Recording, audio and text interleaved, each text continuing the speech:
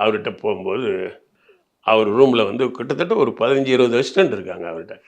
யார்? பார்த்திபன் சார், அவங்க இவங்க இல்லையா, மிகப்பெரிய அசிஸ்டன்ட்லாம் இருக்காங்க.